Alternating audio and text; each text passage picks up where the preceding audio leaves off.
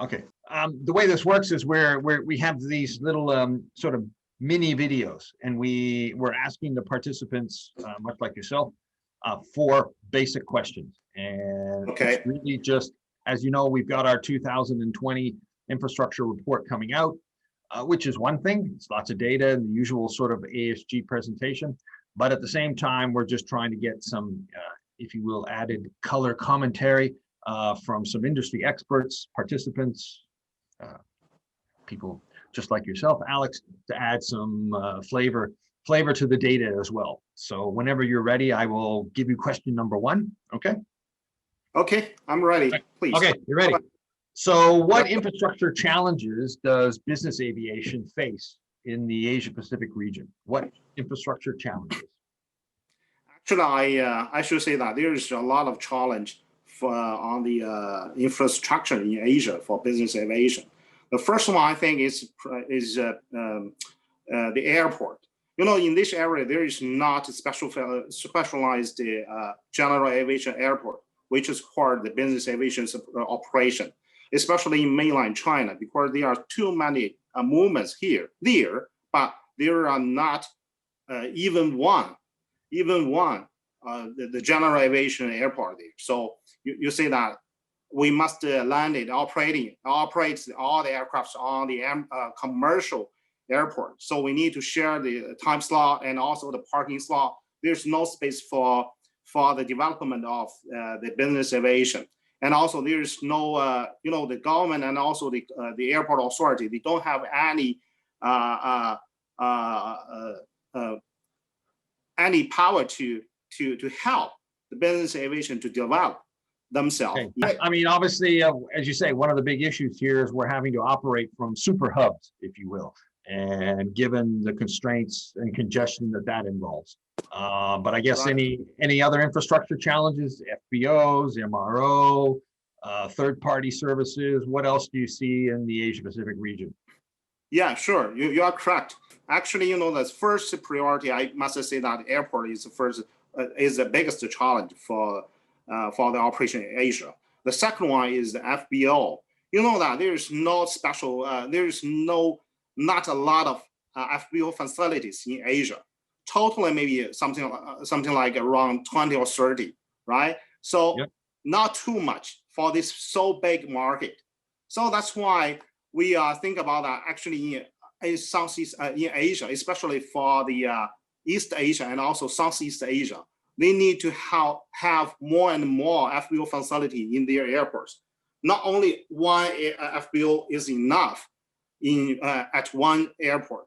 For example, like Singapore, like Hong Kong, and like some super hub in mainland China. So one FBO is not enough. We need to develop more and more. I was going to say somebody having a monopoly doesn't really work for us. Right. You basically end up having to pay whatever they say. Okay, so yes, I agree. Right. And what about? I mean, a lot of the terminal buildings here have got VIP services, and so they're not FBO services, and so they don't measure up. Is that what you're saying? Yeah, why there are so many VIP service channels, especially in mainland China, just because they don't have a separated or individually FBO facilities. So they can only, what they can do is only use the general facilities or the infrastructures to do the service for the VIP client. So this only supply the service like how to say, the commercial airplanes procedure, following commercial airplane procedure, not just focusing on the business aviation. So that is, it means that is not designed or be restructured for the private jet operation. So there is not so convenient for the clients, right, and also for the the operators. Yeah.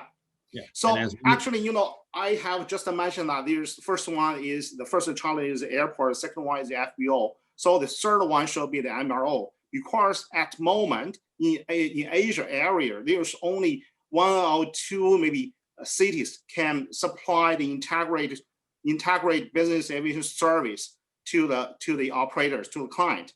something like Singapore and also the Hong Kong. It means that the FBO and MRO is linked together. I mean, they can supply the integrated service to a client. They don't need to, the clients, when they looking for the help for their aircraft or for themselves, they don't need to asking the different vendors. So this is very, in Asia, it is very different with other regions. Of course, in this area, you can only find maybe FBO. They are just focusing on the channel service. I mean the from the land side to the air side. So they don't do a lot of work, or they cannot to supply service for the maintenance. But in the area, the other market like Europe or US, so actually they can supply the integrated service to the clients. It's very convenient for the client. I think this is including fuel. Right. Yeah. But I mean, obviously, but obviously, in the case of like in Hong Kong Jet, I mean, you're able to provide here in Hong Kong third-party maintenance services. Yeah. So, and you don't have the FBO or the MRO facility, a dedicated facility to that, but you're still able to offer that high level of service. So yeah, that's why we have a so big maintenance team, just because we want to maintain our service quality. It is very important. Okay. Any other issues? So you mentioned airports, FBOs, MROs. What about any other third-party services? I mean, in my opinion, I think if we can solve these three problems, I mean the airport problems, FBO, MRO, I think the other things is not a big challenge for us in Asia. Right. Yeah, like you just mentioned, fuel. Because fuel is another topic. It's very different from all these three. Yeah. We're not even going to try to tackle that one, Alex. Okay, we'll leave that one for later. Okay? All right. All right. Well, the next question, it's obviously a very topical one that when I conduct interviews with anyone, I guess, given those issues that you mentioned, the airport, the FBOs, and the MROs, how has COVID-19 and the pandemic, if you will, made these issues even bigger, or not? How have they heightened these issues? Actually, the COVID-19 is a disaster for this industry at the moment. So because they have they give two big challenge for the operators. The first one is the border closing. At the moment, because of the coronavirus problems, so all the country's border is closed. So it means that we cannot do operations, right? So if this situation is continue like this, I mean, no change, no good treat in the future, I think the business aviation will die in this area because we cannot fly, right? So the clients will not has any attention to hold the aircraft. So that's why you can say that the market has changed a lot in the past 1 year, because the clients they park the aircraft and sell them. Kind of defeats the purpose of a business jet if you can't fly it. So this is the first one. What are you experiencing on the MRO side? There have been some that have commented. A lot of operators and owners are taking the opportunity of the aircraft being down to do more maintenance. I don't know if that's your experience. Yeah, actually, in this year, I mean 2020, because this is the first year for the coronavirus, so it is not too much influence for the maintenance.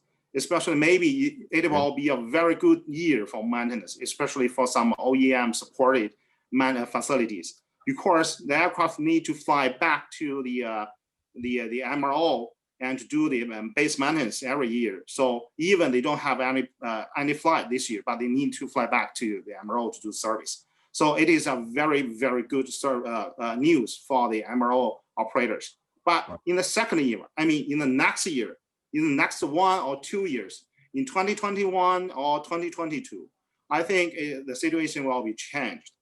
Because if the situation is not changed, I mean, is not changing better, okay? So the clients will not to hold this aircraft anymore, because they cannot fly, just as I just mentioned.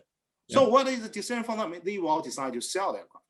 When they sell the aircraft, where is the business come from in this area for MRO business. So I think in the next 2 years, if the situation not going well, I think more and the MRO operators will feel a big pressure, a very big pressure for them. Yeah. At the moment, actually, I have already saw a lot of aircraft is parked in their ramps. I mean, in Singapore ramps, in Hong Kong ramp. Okay, so this aircraft, what they are waiting for is just for waiting for sale.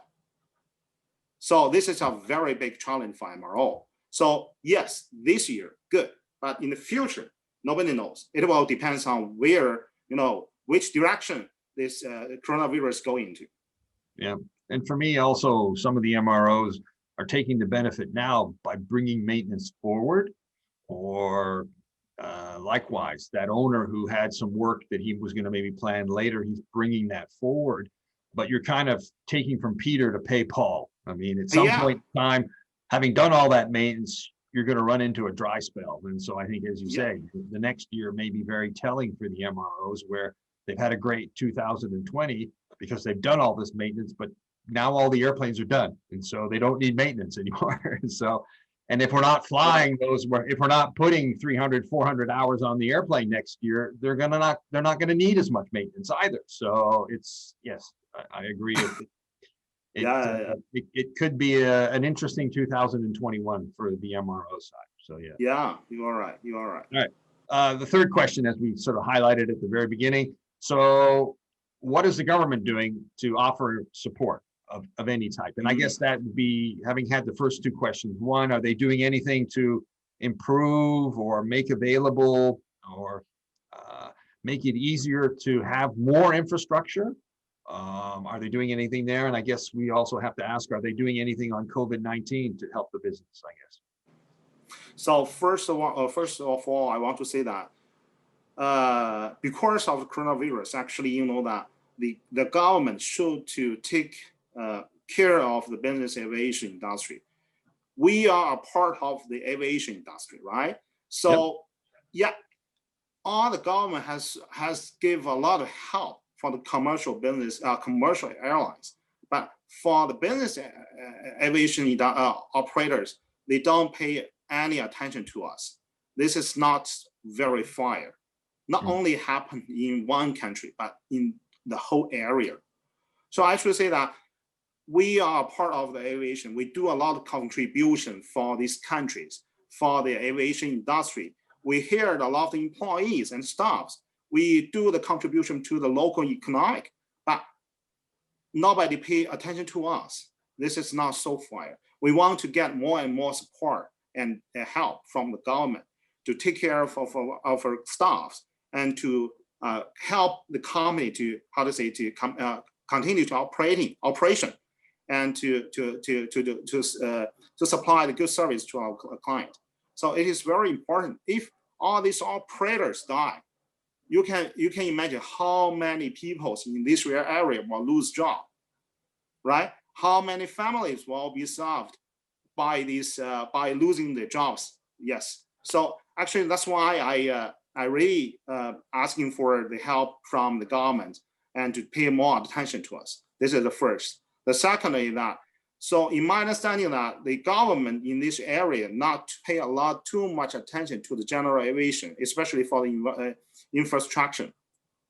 So you can say that only, in my understanding that in this area, only Singapore, they have separated all the individually operating airport for the business aviation or general aviation.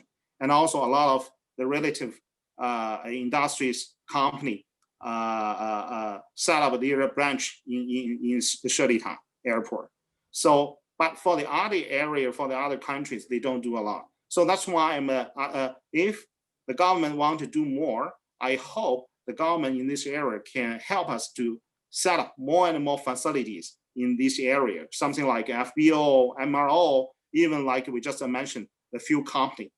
I mean, just serving the private jet. Yeah, it is very important because private jet is very different with the commercial airlines, right? So the operation standard and also the procedure is totally different with us, with that. So that's why we need a separate system to support the operation of business aviation. Yeah, no, I think it comes back to they really don't understand our industry, and they don't understand the contribution that we make, both to the local economy, but also to the, if you will, the well-being of the Asia Pacific region. And that means, as you know, most companies regard the business jet as a business tool. And so, the business that's able to get done because of this tool is a significant contributor as well to foreign direct investment and so on and so forth. And we need to do a better job of highlighting that and making sure people understand what it is, and have hard data for them to understand too. This is the number of people that are employed. This is the kind of investment that we're making in this market, this market, this market, this market. And so that's a tool we need for sure. Yeah.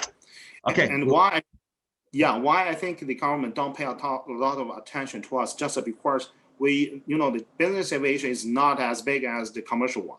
And also, there is not a huge company in this industry who can lead all the others to negotiate with the government, with the local government. So that's why I think something like some organization like GASPA or other authorities, other organizations should to help the operator to set up a channel. I mean, the negotiation channel with the government, with the local government, to get more and more benefit, and the policy to support business aviation development in this area.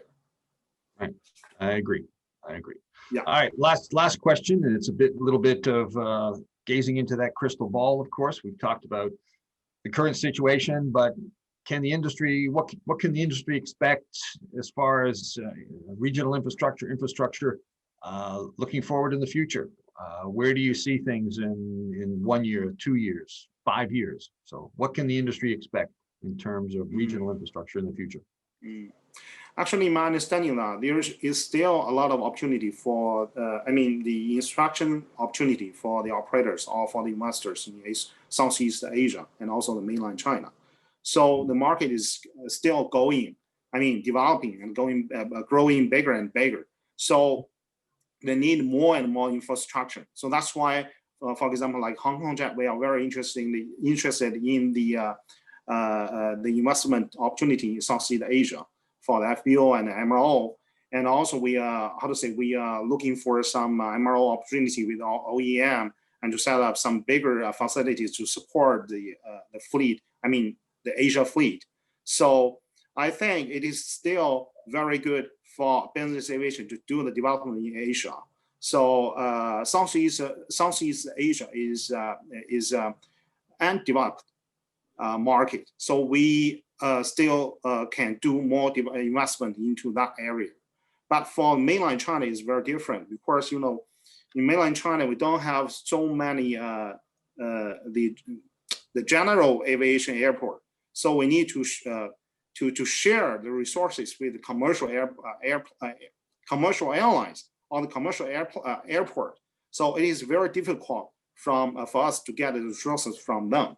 But if we have opportunities, we will continue to do something. So if you ask me what is the biggest challenge or opportunity in the next 2 years in this area, I should say Southeast Asia should be the best choices for us. Yes, we are looking for some opportunity. Definitely interesting things going on and continuing to go on in Seletar, and then likewise in Subang. I guess for us here in Hong Kong, we need to keep our eyes on the Greater Bay Area. And as we all know, there are 5-6 airports all around the Pearl River Delta that at some point in time we will get it all together and get it coordinated. So it's certainly an area for us to keep an eye on as well. So. Yeah. For us, we are very interested in the Great Bay Area, something like Shenzhen, Guangzhou, Zhuhai, Macau, and Hong Kong, because these 5 cities it has a very big market share. So if we can do a good job in this market, I think is enough for us. Yep. Yeah, that's why we call Hong Kong that. Yeah, exactly. Okay, and on that note, Alex, thank you very much for your time this afternoon. Really appreciated it. Okay.